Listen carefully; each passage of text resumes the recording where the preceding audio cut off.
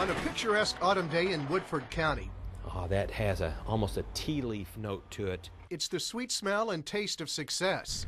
Times are good at Brown-Forman's Woodford Reserve Distillery. It's about a return to great flavor. The American consumer, the international consumer has gone from wanting everything light to full-flavored, rich. They want to savor and enjoy life. Master distiller Chris Morris says the care and aging that goes into a premium bourbon produces a superior product. We select the barrels by hand, taste each barrel, batch it together. Our processes are handcrafted, pot still distillation. Everything we do is focused on premium quality, great taste. So the distilleries have really hit upon a niche market here that has just got a lot of new bourbon connoisseurs coming to the market, and they're hooked. It is the premium bourbons like Woodford Reserve that have led to the growing popularity of Kentucky bourbon, not just in the United States, but all over the world. But it wasn't always like that. In the 70s and 80s, bourbon was on a little bit of a downturn. It was considered kind of your grandfather's drink, but then the distillery started the small market, the small batch bourbons, the single barrel bourbons in the 1980s and 1990s, and then the last 10 years we've just seen that market explode. So bourbon production is booming. According to the Kentucky Revenue Cabinet, production has increased 50% during the past decade, from 455,000 barrels in 1999 to more than 709,000 in 2009. Through the recession, this is the only manufacturing sector of our economy that actually grew jobs. The industry is doing a good job marketing its product.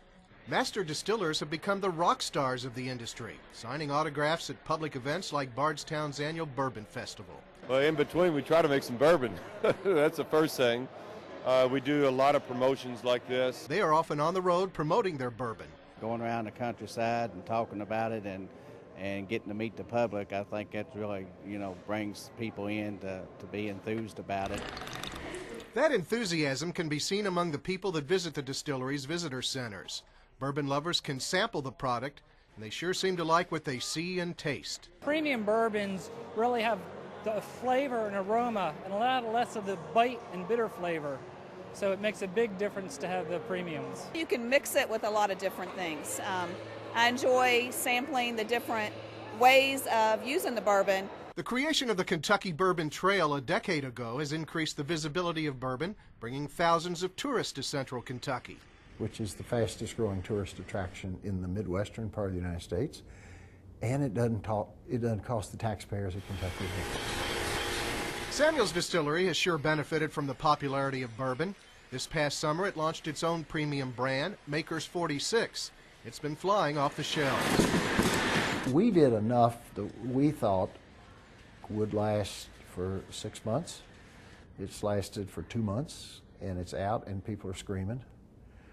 We did protect Kentucky because that's home, and everybody's got my cell number. Maker's Mark is about to embark on a $100 million expansion and upgrade of its operations to increase output by more than 50%. Heaven Hill is investing millions building 2 new warehouses. But can the bourbon boom continue? With exports of U.S. distilled spirits topping $1 billion last year, there's certainly reason for optimism. We have now been able to introduce Woodford Reserve, for example, in 35 foreign markets, and that just keeps growing and growing. So we're going to keep expanding, and I think the outlook, the future is extremely bright.